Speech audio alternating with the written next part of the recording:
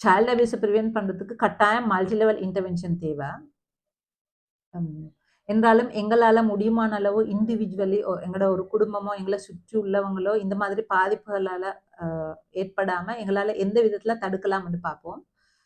முதலாவது அவேர்னஸ் கட்டாயம் தேவை. அவேர்னஸ் இல்லாததுனால நிறைய இந்த மாதிரி விடயங்கள் நடக்குது. அந்த அவேர்னஸ் கம்யூனிட்டி சென்டர், அதாவது சமய வழிபாட்டு தலங்கள்லையோ அல்லது பாடசாலை மூலமோ ஏதாவது ஒரு வகையில் ஒன்று கூடுற இடங்களை டார்கெட் பண்ணி இந்த மாதிரி விடயங்களை மேற்கொள்ளலாம். அடுத்தது செக்ஷுவல் அபியூஸ்ன்ற நேரம் அதை விட எக்ஸ்ட்ரா ஸ்டெப் எடுக்கணும் நாங்கள். ஏனென்றா இது சம்மந்தமாக சின்னவங்க, அதாவது பேரண்ட்ஸும் பிள்ளைகளும் கதைக்கிறது குறைவு. அந்த வகையில் ஃபேமிலியில் கட்டாயம் ஒரு பவுண்ட்ரி சீக்கணும். எந்த மாதிரி இப்போ பேரண்ட்ஸ் வெளியே போகிறோன்னா யார்கிட்ட எங்களோட பிள்ளைகளை விட்டுட்டு போகிறது, அவங்களோட சேஃப்டி எப்படி, இவங்க தெரிஞ்சவங்களா, அந்த மாதிரி நிறைய விடயங்களை பார்க்கணும். அதே நேரம் பிள்ளைகளை வெளியே அவங்களோட ஃப்ரெண்ட்ஸோ எங்கே அனுப்புகிறாண்டாலும் நாங்கள் கட்டாயம் இந்த விடயங்கள் எல்லாமே கருத்தில் கொண்டு பார்க்குறது பேரண்ட்ஸ்ட கடமை. அதே நேரம் குடும்பத்தில் ப்ரைவசி கட்டாயம் ரெஸ்பெக்ட் பண்ணப்படணும். சின்னவங்க ட்ரெஸ் சேஞ்ச் பண்ணுற நேரமும் அந்த நேரங்கள் அவங்களுக்கு அந்த ப்ரைவேட் ஸ்பேஸை கொடுக்கணும்.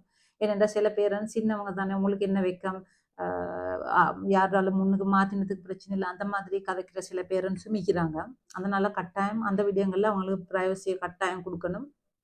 ஈவன் பேபிஸ்ன்றாலும் கூட டைப்பர் சேஞ்ச் பண்ணுறது அந்த மாதிரி விடயங்கள் பேரண்ட்ஸ் ரூமில் தான் செய்யணும். ஓப்பனான எல்லாரும் உள்ள இடங்கள்ல அந்த மாதிரி விடயங்களில் ஈடுபடாமிக்கிறதுனால, அதே நேரம் சின்னவங்களுக்கு அவங்களுக்கு ஏஜ் அப்ரோப்ரியேட் இன்ஃபர்மேஷன் கொடுக்கணும். உங்களோட பொடி உங்களுக்கு மட்டும்தான் ரைட்ஸ் இருக்குது. உங்களோட விருப்பம் இல்லாமல் யாருக்குமே அதை டச் பண்ண முடியாது. அதே நேரம் யாரை டச் பண்ணலாம், இப்போ அவங்களுக்கு குளிச்சுட்டாண்டா அசிஸ்ட் பண்ணுறாண்டாவோ ஏதாவது யாருக்கு டச் பண்ணலாம், எந்த மாதிரி டச் பண்ணலாம், குட் டச் பேட் டச் அந்த மாதிரி எல்லா விஷயங்களுமே சொல்லிக் கொடுக்கணும். சில சில பேரண்ட்ஸ் என்ன எங்களோட கல்ச்சரில் ஒரு பழக்கம் இது, பெரியவங்க சொன்னால் எதுவுமே நீங்கள் ஓகே சொல்லணும்னு சின்னவங்களுக்கு சொல்லி கொடுத்திடுறாங்க.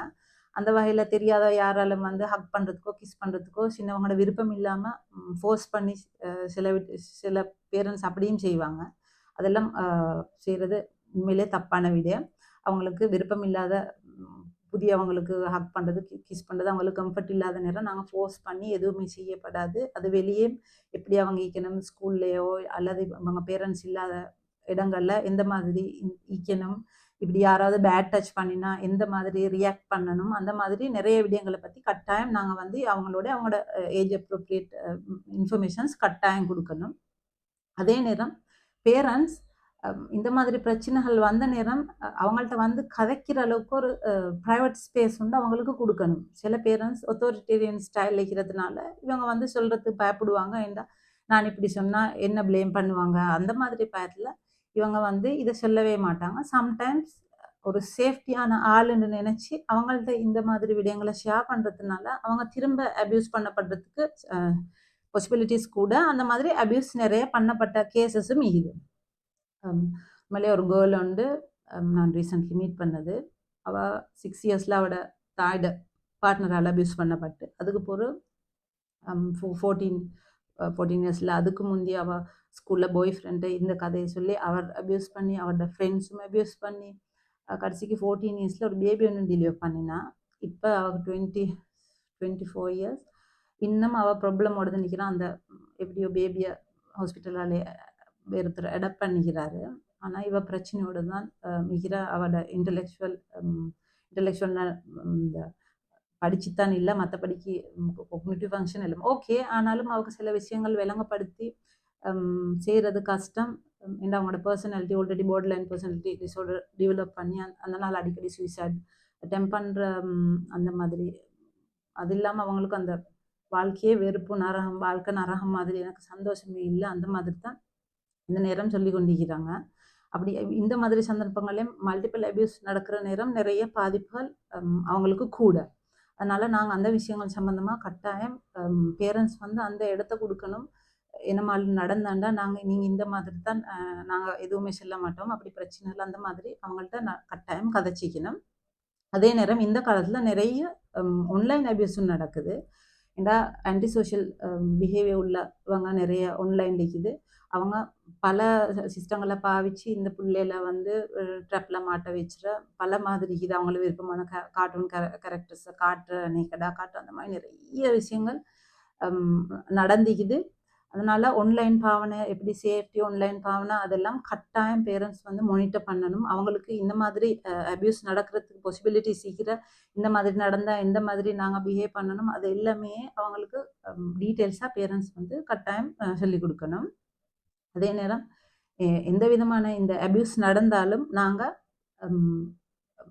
அதுக்கு தேவையான இன்டர்வென்ஷன் மேற்கொள்ளணும். அதாவது இந்த மாதிரி அபியூஸ் நடந்த நேரம் அவங்களோட ஃபிசிக்கலி ஏதாவது பாதிப்பு இருந்தால் கட்டாயம் ஹாஸ்பிட்டலைஸ் பண்ணி அதுக்கு ட்ரீட்மெண்ட் செய்யணும். அடுத்தது சைக்காலஜிக்கல் பாதிப்புக்கு ஒரு கவுன்சிலர் அல்லது சைக்காலஜிஸ்ட்டை கட்டாயம் கன்சல்ட் பண்ணி நாங்கள் அந்த மாதிரி இன்டர்வென்ஷன் மேற்கொள்கிற நேரம் எதிர்காலத்தில் அவங்களோட பர்சனாலிட்டி மற்ற விடயங்களில் வந்து பெரிய பாதிப்பு இல்லாமல் அவங்கள வந்து எங்களுக்கு பாதுகாத்து கொள்ளலாம்.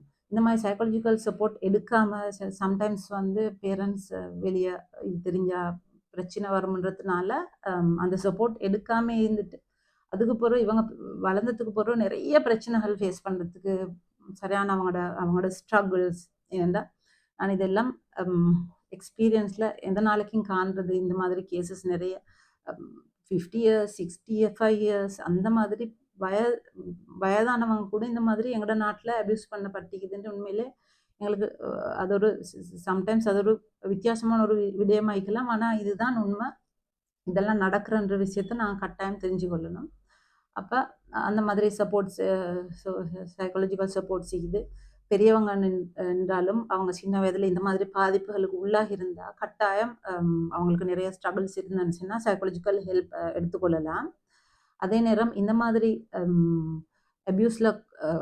அபியூஸ் பண்ணுறவங்க வந்து அவங்களுக்கும் சில சைக்காலஜிக்கல் ப்ராப்ளம்ஸ் இருக்கிறதுனால அவங்களுக்கு அது சம்மந்தமாக தெரியாததுனால இது வந்து இதை யாரோடையும் கதைக்கல எங்களுக்கு விருப்பம் இது இந்த ப்ராப்ளத்திலிருந்து எனக்கு வெளியே வரணும்னா இந்த டிவியன் பிஹேவியர்லேருந்து வெளியே வரணும்னு அவங்க விரும்பினா அவங்களுக்கு சைக்காலஜிக்கல் ஹெல்ப் எடுத்து அதில் நிறைய ஹெல்ப் எடுத்துக்கொள்ளலாம். அப்போ அவங்களோட விருப்பம்ண்டா அவங்களுக்கு இந்த மாதிரி பிஹேவியர் அதாவது இன்அப்ரோப்ரியேட் செக்ஷுவல் அரோசல் அந்த மாதிரிகள் இருந்தால் மோசமான பிஹேவியர்ஸுக்கெல்லாம் சைக்காலஜிக்கல் ட்ரீட்மெண்ட் இது அந்த மாதிரி எடுத்துக்கொள்ளலாம். ஸோ விக்டிமுக்கும் தான் இந்த பெர்பெட்ரேட்டர் 2 பேருக்குமே சைக்காலஜிக்கல் ஹெல்ப் எடுத்துக்கொள்ளலாம். அவங்க விரும்பினாங்க அவங்களுக்கு நிறைய அவங்களோட குவாலிட்டி ஆஃப் லைஃபையும் இம்ப்ரூவ் பண்ணிக்கொள்ளலாம். ஒரு பீஸ்ஃபுல் லைஃப் ஓரளவு அவங்களுக்கு மோடிஃபை பண்ணிக்கொள்ளலாம் அவங்களோட லைஃப்பை. உங்களோட பிள்ளைகளோட விஷயத்தில் இந்த மாதிரி விஷயத்தில் சரியான கவனமாயிருங்க. ஏன்னா நிறைய கேசஸ் பார்க்குற நேரம் சரியான மனசுக்கு வேதனையாகவும் இருக்கும். ஏனெண்டா இவங்களுக்கு இந்த வயதில் இந்த மாதிரி நடந்து இல்லாட்டி இவங்களும் நார்மலான லைஃப்பை வந்து லீட் பண்ணுவாங்களேன்னு சம்டைம்ஸ் அவங்களே சொல்லுவாங்க எனக்கு இந்த மாதிரி நடந்து இல்லாட்டி நான் வந்து நல்ல சந்தோஷமாக இருந்திருப்பேன் மற்றவங்க போல் எனக்கும் நிம்மதியாகிக்கிச்சு அப்படின்ட்டு எல்லாம் கதைச்சுவாங்க. ஏண்டா சிலவங்களுக்கு வெளியே விளங்காத அவங்களுக்கு இந்த நேரம் மோசமான எண்ணங்கள் வருது அந்த மாதிரி அவங்க நினச்சிவாங்க நான் இது செஞ்ச பிள்ளை ஏண்ட பிள்ளை அந்த மாதிரி எந்த நேரம் அவங்க பதையாகிக்கொண்டு இருப்பாங்க. அப்போ அதுக்கும் சைக்காலஜிக்கல் ஹெல்ப் அளிக்கிற அவங்களுக்கு எடுத்துக்கொள்ளலாம். பேரண்ட்டை முக்கியமான கடமை அவங்களோட பிள்ளைகளை பார்க்குறது. பிள்ளைகள் வந்து உங்களுக்கு இறைவனால் கொடுக்கப்பட்ட ஒரு அமானிதான். அதை அவங்கள பார்க்குறது உங்களோட கட்டாய தேவை. அவங்க 100% உங்களை நம்பி பிறந்தவங்க. ஒரு பேரண்ட்டுக்கு அவங்களோட பிள்ளைக்கு கொடுக்கலுமான பெரிய ஒரு சொத்து தான் அவங்களுக்கு நல்ல ஒரு சைல்டுஹுட். அதை கொடுத்து அவங்களோட பர்சனாலிட்டி நல்லா வளர்ந்தால் அதுவே பெரிய விஷயம். அது இல்லாமல் வேறு எதை கொடுத்தாலும் அவங்களும் வேலையில் எஜுகேஷனுக்கு மட்டும் ஃபோக்கஸ் பண்ணி சிலவங்க வந்து இந்த மாதிரி விடயங்களில் பெரிய ஃபோக்கஸ் பண்ணுறல. அதனால் இது கட்டாயம் கொடுக்கணும். ஏனெண்டா ஒரு பிரச்சனை வந்ததுக்கு பிறகு அது பேரண்ட்ஸுக்கும் ஒரு நிறைய ஸ்ட்ரெஸ்ஃபுல் சிச்சுவேஷன். அதே நேரம் அந்த பாதிக்கப்பட்ட நபர் அவங்களோட வாழ்க்கை முழுக்க அவங்களும் ஸ்ட்ரெஸ்ஸும் சந்தோஷம் இல்லாமல் நிறைய பிரச்சனைகளோடைய அவங்கள சுற்றி உள்ளவங்களுக்கு அப்படி நிறைய பிரச்சனைகளோடு தான் நிற்கிறாங்க. சம்டைம்ஸ் வந்து அவங்களுள்ளுக்கு மிச்சம் கஷ்டப்பட்டு கொண்டு நிற்பாங்க. இல்லாட்டி அவங்கள சுற்றி உள்ளவங்களுக்கு அவங்களால ப்ராப்ளம் ஆகிக்கலாம். இல்லாட்டி 2 பேருக்கும் ப்ராப்ளம் ஆகிக்கலாம். அந்த மாதிரி விடயங்களுக்கு அதனால் உங்களோட பிள்ளைகளை கட்டாயம் கவனிச்சுக்கோங்க. ரீசன்ட்லி இதுவும் நான் மீட் பண்ணின கேஸ் ஒன்று தான். ஒரு கேர்ள் உண்டு. பேரண்ட்ஸ் நல்ல எக்கனாமிக்கலி நல்ல வசதி. அவங்க 2 பேரும் பிஸ்னஸில் ஃபுல் பிஸி. இந்த கேர்ளை கவனிச்சு இல்லைன்னா அவங்களோட இந்த சேஃப்டியாக பார்க்குறது இல்லை. பேரண்டிங் வேலை செய்கிறவங்க தான் செய்வாங்க. அப்போ இந்த கேர்ளை 12 இயர்ஸில் வீட்டில் டிரைவர் தொடர்ந்து அப்யூஸ் பண்ணிக்குது. அவரோட ரூமுக்கு கூப்பிட்டு அந்த மாதிரி த்ரெட்டன் பண்ணி வச்சு அப்யூஸ் பண்ணிக்குது. இவ பேரண்ட்ஸ்கிட்ட சொல்லல, அவட்ட ஏன்னு கேட்டால் சொல்கிறேன், நான் சொன்னால் என்னத்தான் ப்ளேம் பண்ணுவாங்க, ஏசுவாங்கன்னு சொல்லி பயத்தில் அவள் சொல்லியே இல்லை. அதுக்கு பிறகு என்ன நடந்தோ அந்த டிரைவரை வீட்லேருந்து விரட்டினான் வந்து சொல்கிறா. என்னடா சம்டைம்ஸ் பேரண்ட்ஸுக்கு தெரிஞ்சிக்கும், அந்த மாதிரி தான் அவன் அந்த டிரைவரை அப்படி வீட்டிலேருந்து விரட்டினான். ஆனாலும் பேரண்ட்ஸ் இது சம்மந்தமாக எதுவுமே அவங்களுடைய கதைச்சில்லை. அதுக்கு பிறகு ஸ்கூல் போகிற, அதுவும் அவன் டிரைவர் தான், அந்த டிரைவர் வெளியே கூட்டி கொண்டு போயிட்டு அந்த டிரைவரும் தொடர்ந்து அப்யூஸ் பண்ணப்பட்டிருக்குது. இப்போ அவளோட சுச்சுவேஷன் என்னன்னா, அவள் 29 இயர்ஸ், இப்போ 5 இயர்ஸாக அவளுக்கு ஒரு குழப்பம். எப்படின்னா, அவளோட ஜெண்டர் ஐடென்டிட்டியை பற்றி ஒரு ப்ராப்ளம். நான் வந்து மேலா ஃபீமேலா, இல்லை நான் மெத்தையில் தான் நிற்கிறேன், அந்த மாதிரி, அதாவது மத்தியில் தான் நான் நிற்கிறேன்ன்ற மாதிரி தொடர்ந்து அவள் கதைச்சிரா. அதே போல் அவளோட செக்ஷுவல் ஓரியன்டேஷன் அந்த மாதிரி எல்லாம் பிரச்சனை. இப்போ ஒரு 5 இயர்ஸுக்குள்ள அவள் ஹோமோன் தெரப்பியும் எடுத்து அதாவது அவளுக்கு போய் ஆகிறதுக்கு விருப்பம் உண்டு. அதுக்கு பேரெல்லாம்